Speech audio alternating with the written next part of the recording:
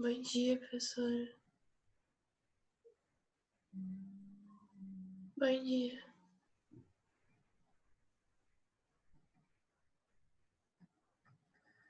Oi, gente. Olá, bom dia. Bom dia. Bom dia, tudo bem? Como é que vocês estão? Bom dia. Tudo bem com você, professor? Bom dia, estou bem também, graças a Deus. Mais uma semana, hein? Não é? Daqui a pouquinho a gente termina maio, daqui a pouco a gente volta. Se Deus quiser, a gente vai voltar daqui a pouquinho. Tenho fé em Deus que a gente vai, com as devidas restrições, claro, mas a gente vai voltar. O importante é a gente ter fé, vai dar tudo certo. Então, amores, é o seguinte, hoje a gente vai falar de modernismo em Portugal, diferente do que lá na escola. Na escola a gente viu o material do SAS, mas eu acabei não levando para vocês uns slides sobre o modernismo em Portugal. Hoje a gente vai falar dos slides, vai fazer uma retomada, já vai começar a falar do Fernando Pessoa ortônimo já, que aí a gente assim consegue se aproximar bem do ponto onde o SAS parou, que é a nossa intenção fazer essa retomada, essa revisão, né, esclarecer qualquer dúvida que vocês tenham para a gente poder chegar bem lá naquele ponto da parada do SAS, tá? Vou pedir a vocês, por favor, que vocês coloquem aí no chatzinho o nome de vocês. Se vocês lembrarem o número de matrícula, também coloquem, mas o nome é importantíssimo por conta da lista de presença que a gente tem que mandar para a escola, tá bom? Ok? Vamos lá, então. Eu vou projetar para vocês essa tela. E tá dando para... Estão vendo aí?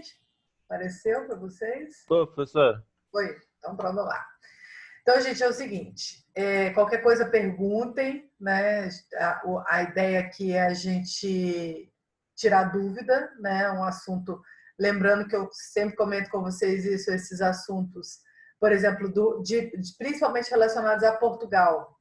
São assuntos que a gente vai ver no segundo ano e que normalmente no terceiro ano a gente vê, mas assim, super rapidinho quando dá tempo. Porque como o terceiro ano, basicamente, ele é voltado para o Enem, o Enem não cai modernismo em Portugal. Então, assim, o que acontece?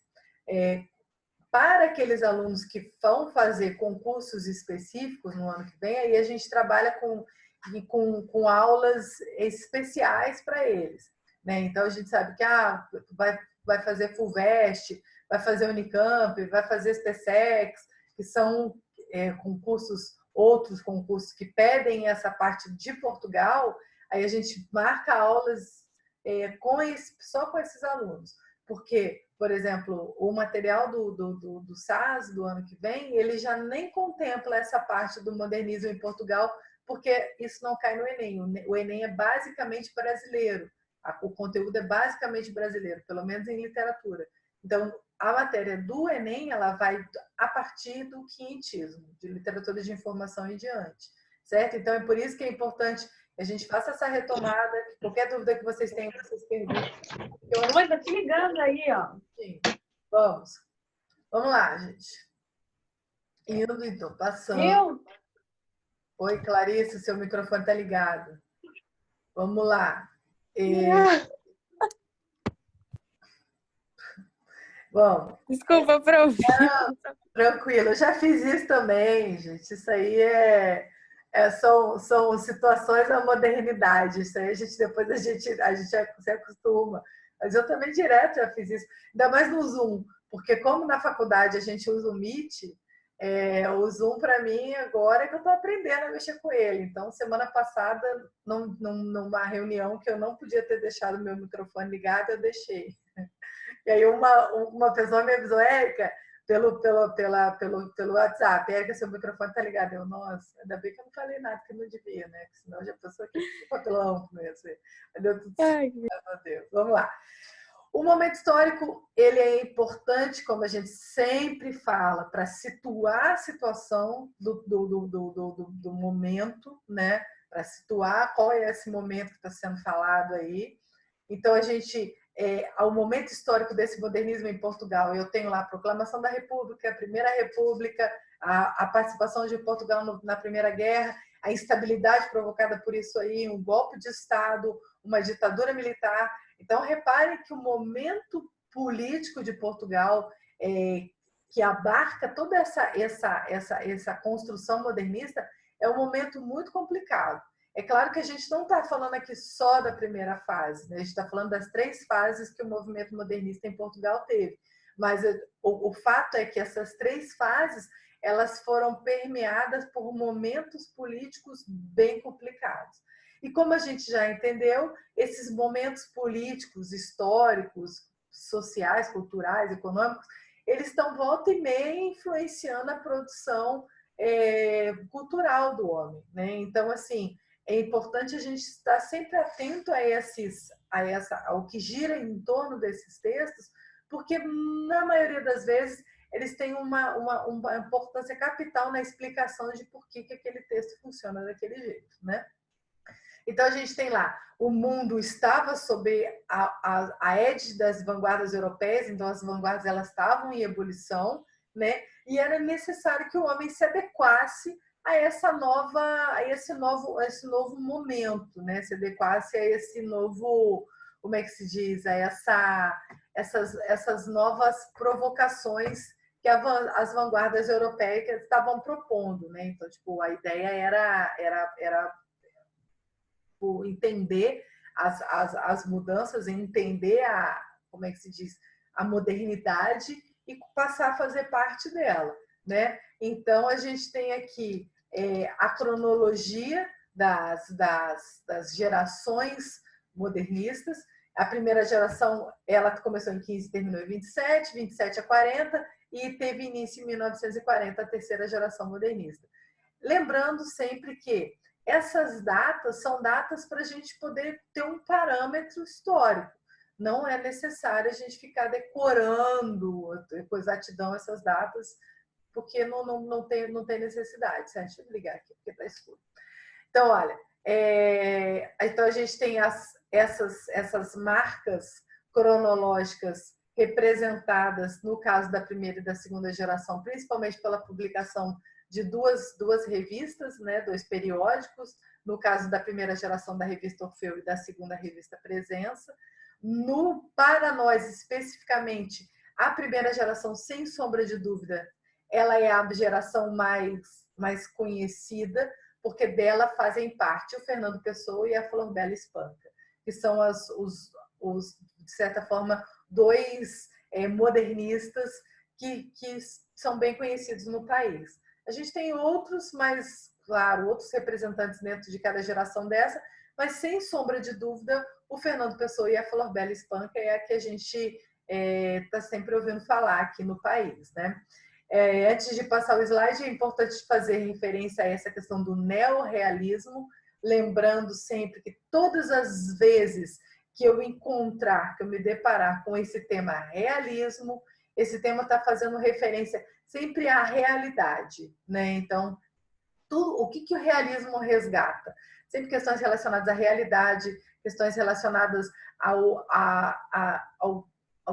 enxergar, ao observar o cotidiano do homem, do mundo, de forma realista, né? Enxergar vamos dizer assim, com uma lupa, o que acontece com o homem em determinado momento da época, mas voltado, um olhar voltado para questões sociais, né? Questões sociológicas. Então, todas as vezes que vocês se depararem com esse termo realismo, entendam que a intenção é levar a análise para questões realistas, certo? E o neo, a gente já falou que é de novo, né? Então, um realismo novo aqui. Então, a gente tem aqui, olha, o que se pretendia, né? Os portugueses, dentro dessa questão do modernismo, perceberam que uma nova realidade estava acontecendo, estava chegando por conta das vanguardas europeias, e que Portugal tinha dois caminhos a seguir. Ou ele aceitava a mudança provocada pela vanguarda, a intelectualidade portuguesa aceitava a provocação que as vanguardas europeias estavam trazendo e mudavam, né? Vamos dizer assim, entendiam essa questão do século revolucionário que estava acontecendo e embarcavam nessa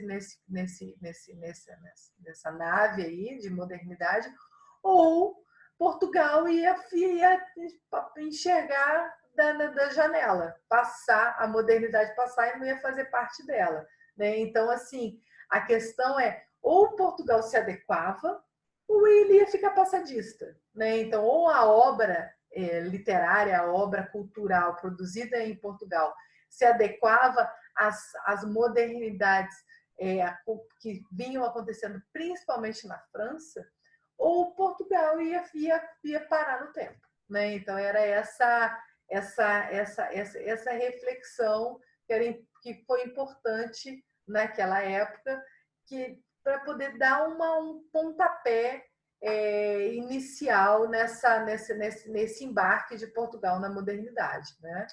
Então, a gente, olha, não era simplesmente um produto inovador de uma evolução estética, mas algo decorrente de todo um estado de espírito agigantado pelas mudanças culturais que repercutiu em todas as artes. Então, não era simplesmente uma evolução da maneira como se pintava uma tela, como se escrevia um texto. Era uma evolução de comportamento, da pessoa ter um comportamento moderno, né? Daquele poeta, daquele artista, ter um comportamento com uma cara de modernidade. Então, não era simplesmente, eu vou vou produzir uma obra aqui com uma cara um pouco mais moderna, mas na hora que eu for agir, que eu for pensar, eu vou pensar ainda com um pensamento passadista. Não era isso. Era assim, mudança, né? Então, vamos pensar de forma moderna, né? Vamos pensar a partir das provocações provocadas pelas vanguardas, né? Então, vamos ter um comportamento de, como é que se diz, de discussão, de muitas vezes de polêmica, né? No sentido de vamos provocar mudança, né? Então, a questão, o que caracterizava o modernismo português? A crítica aos padrões estabelecidos, padrões anteriores, né? A reação a esse tradicionalismo estético do passado, a valorização do dinamismo e da velocidade. Eu tenho aí características muito próximas às características das vanguardas. A crítica aos padrões estabelecidos. Então, tipo, o que a vanguarda queria? Queria provocação de mudança, né? Então, por quê? Porque existia um padrão de arte estabelecido que a vanguarda queria dizer, olha, né, será que os padrões de arte não se modificaram? Será que embora os séculos tenham passado, as coisas continuam idênticas? O que era considerado belo vai ser considerado belo, o que era considerado feio vai ser considerado feio ainda, né? Então, assim, é a questão do padrão. Reação ao passado, ao tradicionalismo estético, nesse sentido, tipo, existia uma maneira tradicional de se escrever e de se pintar, de se produzir cultura. Então, a provocação era vamos continuar aqui pensando de forma passadista ou a gente vai propor mudança estética? Valorização do dinamismo e da velocidade. Falei em valorização de dinamismo e velocidade, 100% dentro da vanguarda futurista. Isso quer dizer que a ideia de se valorizar um movimento de mudança e principalmente um movimento não estático, das coisas caminhando, né? Então, a gente repara aqui que o modernismo português ele vai caminhando por essa trilha de mudanças, de provocação, de negação do passado. toda a intelectualidade de Portugal concordava com isso? É claro que não. É claro que a gente tinha muitos intelectuais que tinham uma cara passadista. No Brasil, a gente tinha também, né? Então, a gente já viu isso, né? Quando a Anita Malfatti foi fazer a exposição dela, teve muita gente que foi contra. O Monteiro Lobato escreveu Paranoia e Mistificação, que vocês já viram, falando, pô, isso aí é bonito, né? Então, provocou uma discussão. Né? Então, nem toda a comunidade, a intelectualidade portuguesa era a favor dessa reação passada, valorização do dinamismo, mas, mesmo assim, o modernismo provocou muita discussão, provocou muita mudança e, principalmente, provocou muita produção cultural que é muito interessante, muito bacana, porque marca representativamente um momento histórico, não é? Então, olha, fim do sentimentalismo piegas, no sentido de, pô, tá, a gente foi abalado pela guerra, a gente viveu um período político complicado, mas, né, a gente vai ficar aqui até que dia, né, chorando aqui num cantinho. Né? Vamos aprender a partir daí, vamos crescer com isso, vamos produzir a partir daí, né? Não vamos ficar com pena de si próprio. Né? Aí a gente tem, olha, comunicação direta de ideias, uso da linguagem do cotidiano, busca pela originalidade, liberdade formal. Essas características, elas são importantíssimas porque o que acontece?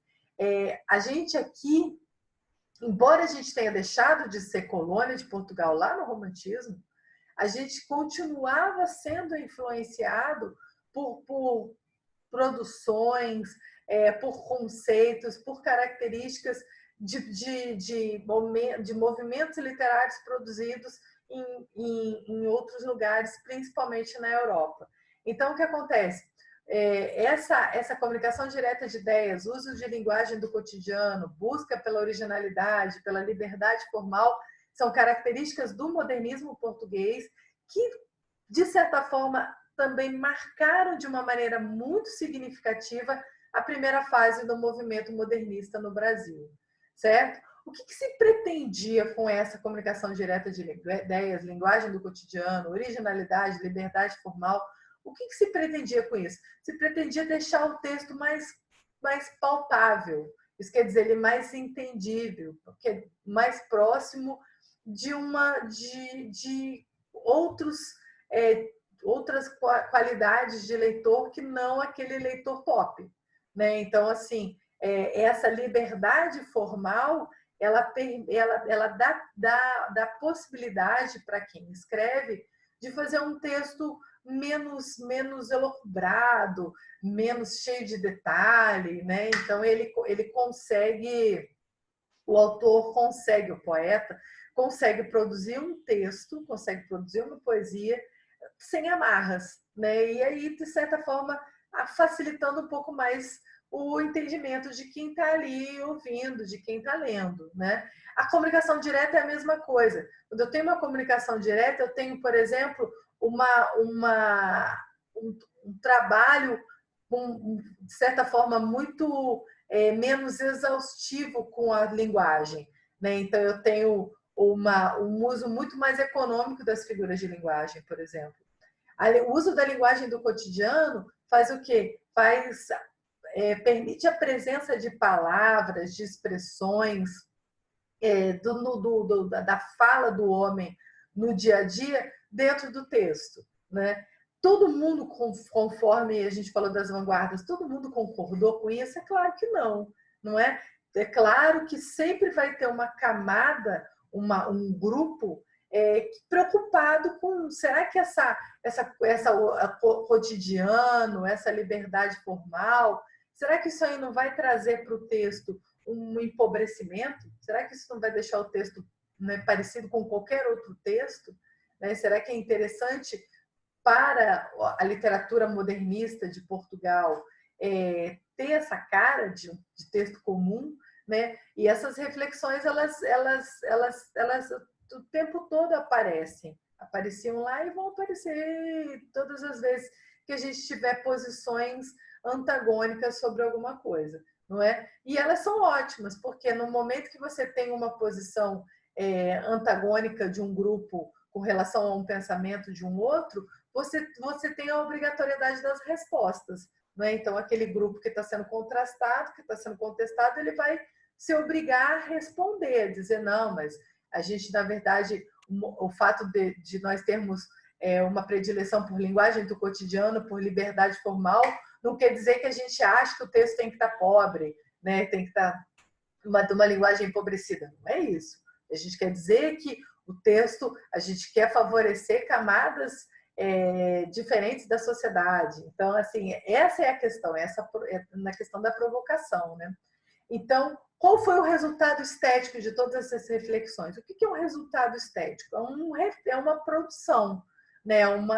É um filhote que nasceu dessas questões. Então, a gente tem lá a questão do saudosismo e as revistas A Águia e a revista Orfeu, né? Que foram resultados estéticos, então, de todas essas reflexões provocadas pela guerra,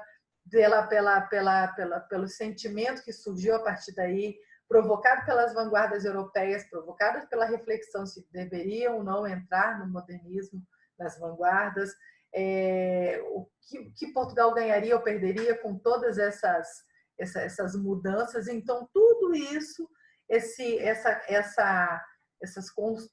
raciocínios, eles se reverteram dentro do que se chama resultado estético. Por que estético? Porque ele é um resultado recheado de sentido, ligado à questão cultural, à questão poética, né? Então, não é um resultado comum, certo? A gente tem 3 gerações aí do movimento modernista em Portugal. A primeira é da revista Orfeu, né, ligada à revista Orfeu, a segunda é da Presença e a terceira é a geração neorrealista. Conforme eu falei para vocês antes, a gente tem aqui a primeira geração, a geração Orfeu, é a geração do Fernando Pessoa. O Mário de Sá Carneiro também é um poeta importante, embora a gente fale menos dele aqui no Brasil, e aparece aí também a Flor Bela Espanca, que eu acabei não colocando. Depois eu ponho. A segunda geração é uma geração mais voltada à questão elitista, da arte pela arte, né? Então, é sempre um movimento de reflexo, que eu falei para vocês antes. Por exemplo, a gente tem na segunda geração, de certa forma, um movimento de reflexo do que a primeira fase, a primeira geração propunha. É sempre um movimento de resposta, né? Então, enquanto eu tenho lá, na primeira geração, uma geração de pensamento iconoclasta, que não tem relação com a questão de classes, a segunda geração eu tenho uma geração que prega uma visão mais elitista do texto e de arte pela arte, né? Então, se a gente se lembrar do ano passado, quem dava ao texto uma cara elitista e arte pela arte no Brasil, por exemplo, era o movimento parnasiano, né? Então, tipo, que não tinha preocupação com o social, não tinha preocupação com o que acontecia fora texto, né? A preocupação deles era produzir um texto de qualidade, produzir um texto com sentidos importantes dentro do texto e não fora dele, certo? E aí, a terceira geração, de novo, com essa questão desse movimento de resposta, eu tenho uma terceira geração neorrealista. Por quê? Porque é uma resposta à geração anterior que era super fora da realidade, que era super despreocupada com uma realidade local. Então, eu tenho uma terceira geração que é de uma literatura engajada, no sentido de preocupada com elementos do cotidiano, não é? Então, assim, essa é a diferença entre elas. Aí, então, as capas das duas, da Águia e da Orfeu, a primeira capa da Orfeu, certo? A Orfeu, então, é a marca da primeira geração modernista. A gente tem lá o domínio do mistério e da metafísica, impregnados em uma religiosidade esotérica. Gente, é esotérico, não é católico, Então, o que acontece? Eu tenho aqui um grupo voltado a questões de ciências ocultas, de religiosidades ocultas. Por exemplo, o Fernando Pessoa, ele era maçom, né? A gente tem do lado da escola lá a maçonaria. O Fernando Pessoa, ele era maçom. Então, tem todo aquele mistério que envolve a maçonaria, todo tipo, o quê? Os eventos que acontecem lá, que só os maçons podem participar, a gente não fica sabendo. Por quê? Porque a maçonaria é um grupo muito fechado, né? Assim como o grupo do orfismo. Então, os orfistas, eles eram, ou os escritores da geração Orfeu, eles eram super herméticos. Isso quer dizer, eles eram pouco acessíveis, eles eram muito fechados num grupo muito pequeno, né? Eles ali era uma panelinha entre eles. Por quê? Porque eles defendiam, estudavam, falavam sobre assuntos ligados ao ocultismo, ligado à questão, a uma religiosidade ligada a questões muitas vezes muito controversas, que fazia com que esse grupo fosse muito fechado, né? Então eles não eram muito dados à expansão. Por quê? Porque eles sabiam que com certeza seriam julgados pelo fato de se aproximarem tanto dessas ciências ocultas aí, não é? Então, o Fernando Pessoa é o grande representante do orfismo. Aqui o desejo de escandalizar o burguês, o desajuste social-cultural, a questão cosmopolita, o elitismo, a incorporação das vanguardas e a idolatria do poético, do não poético e do não burguês. Então, reparem que a gente tem aqui tipo, quais são as questões que eles colocavam, as questões do elitismo, por exemplo, mas muitas vezes no sentido de discussão, né, de polemizar o assunto, né? A mesma coisa da questão do cosmopolita, né, de você tipo, levar a discussão, propor a discussão, não necessariamente defender um posicionamento desse, né? Então, a gente tem aqui ideias futuristas, entusiasmados com novidades trazidas, defendiam a integração de Portugal no cenário da modernidade, pregavam inconformismo e punhetividade poética acima de tudo. No momento que eu falo que a geração orfista está ligada ao futurismo, eu estou dizendo assim, eles estão completamente atrelados à questão da mudança, da modernidade, a questão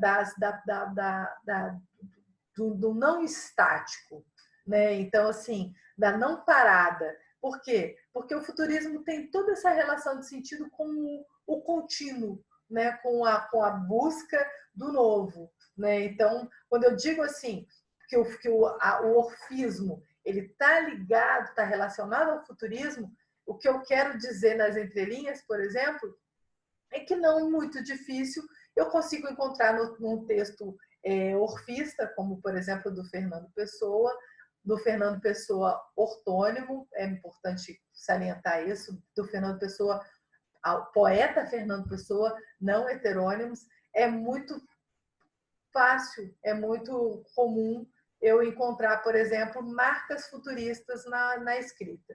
O que são essas marcas futuristas? Ausência de pontuação, por exemplo. Ausência principalmente de vírgulas e pontos.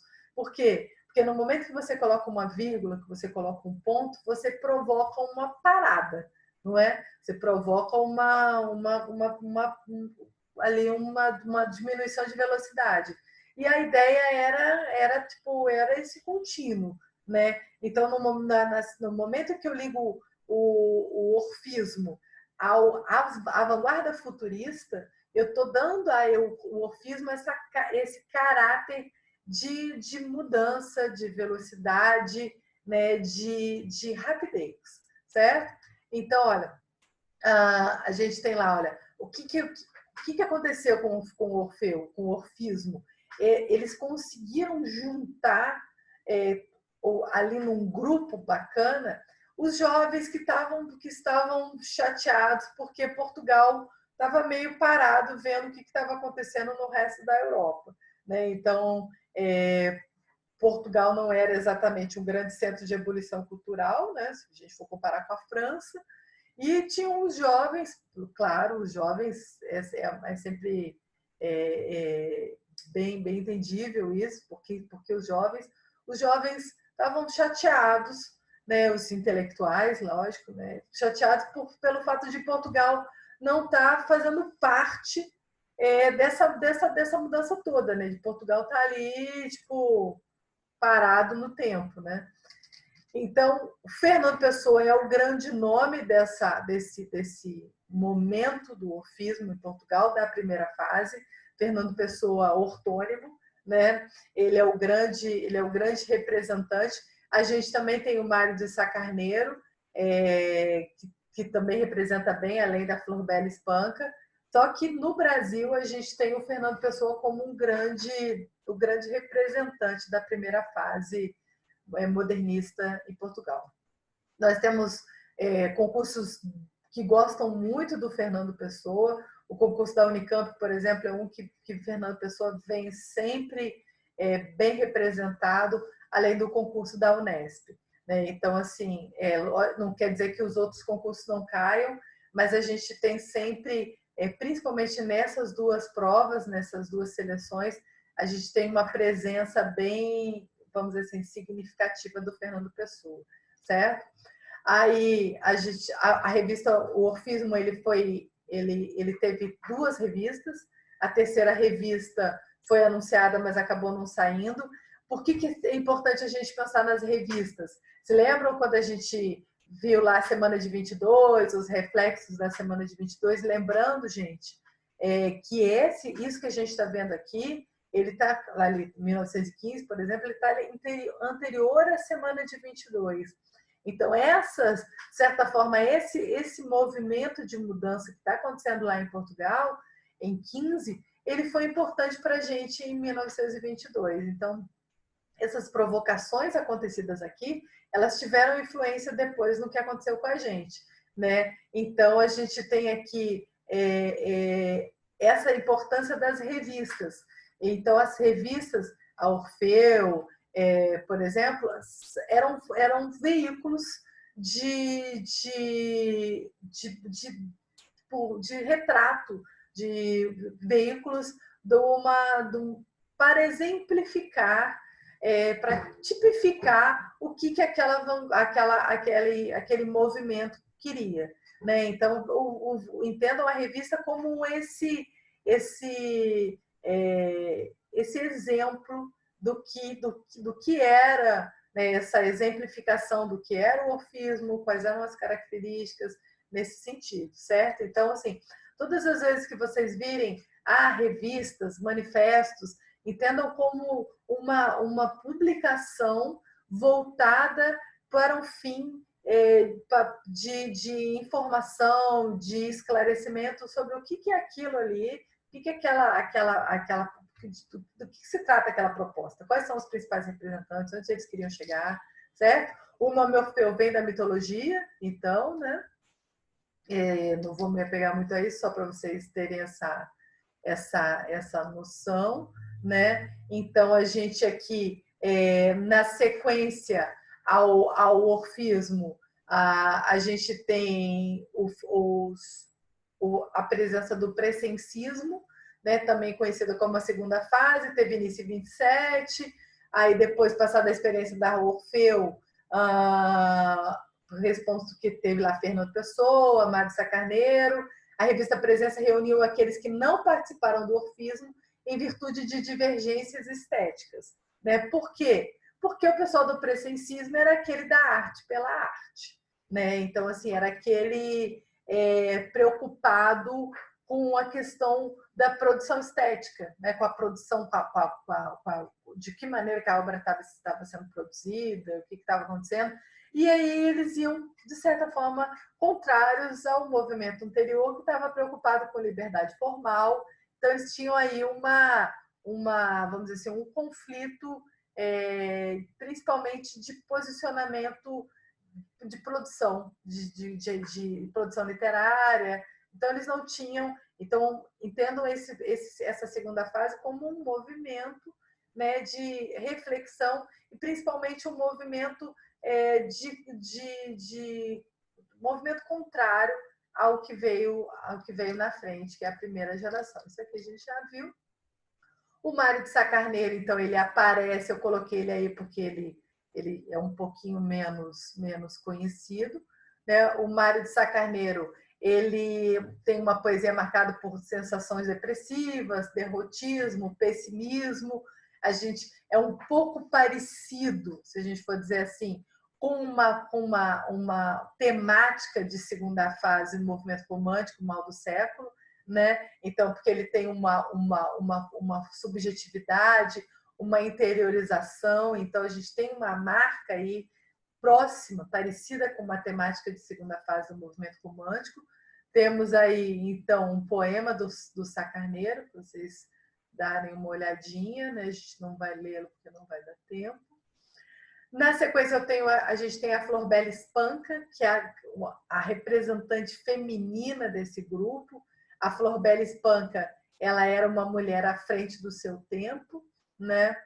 Uma mulher que se separou 3 vezes, ela tinha um espírito muito livre, e isso, de certa forma, influenciava os textos que eram produzidos pela Florbela, certo? Então, a Florbela ela tem toda uma marca de modernidade muito importante na época, voltada para, tipo, se a gente for pensar, para uma reflexão dentro de produção literária e também para uma reflexão de comportamento feminino.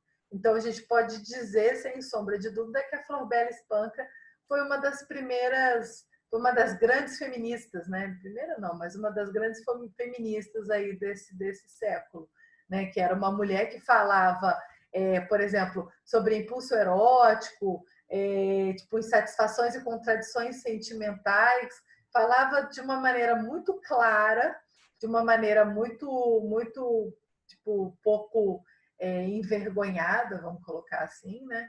De questões relacionadas ao erotismo e que eram vistos, né, muitas vezes com assombro por se tratar de uma mulher, né? Aqui a gente tem então uns poemas da Florbela. O Fanatismo é, sem dúvida, sem sombra de dúvida, o mais famoso, inclusive foi musicado, né, cantado pelo cantor de música brasileira, popular brasileira, chamado Fagner, né? Então esse poema da Florbela virou música, foi musicado, é cantado pelo Fagner, né? Então a gente tem essa presença aí da Florbela na cultura brasileira por conta da música do Fagner, e volta e meia cai esse poema Fanatismo por causa da música também. E na sequência, por último, eu tenho aqui o Fernando Pessoa, que é o principal representante do movimento orfista. Esse Fernando Pessoa é o Fernando Pessoa ortônimo, não é o heterônimo, não são Caeiro, não, é o Fernando Pessoa ele próprio, né? Então, a gente tem aqui o Pessoa, isso aqui da biografia dele, você já sabe, a gente já falou disso. O fato é que o Fernando Pessoa, ele tem nesse grupo aqui dois conjuntos de temática, né? Então, eu tenho uma poesia saudosista nacionalista, principalmente por conta da questão do sebastianismo, e a poesia lírica produzida pelo Fernando Pessoa aqui, né? A poesia desse Fernando Pessoa ortônimo aqui foi influenciada por doutrinas filosóficas e pelas sociedades secretas, pelo ocultismo, né? A gente não pode esquecer que nós estamos aqui no orfismo, a gente viu um pouquinho lá na frente que esse grupo era um grupo fechado, um grupo seleto, super hermético, e que está funcionando aqui. Então, o Fernando Pessoa é o grande representante da primeira fase do movimento modernista em Portugal. Os outros representantes não são importantes, ou as outras fases não são importantes? É claro que são, porque, por exemplo, o neorrealismo, a gente depois vai ter uma influência, acaba tendo um pouco de influência na produção literária brasileira. Mas o fato é que, em termos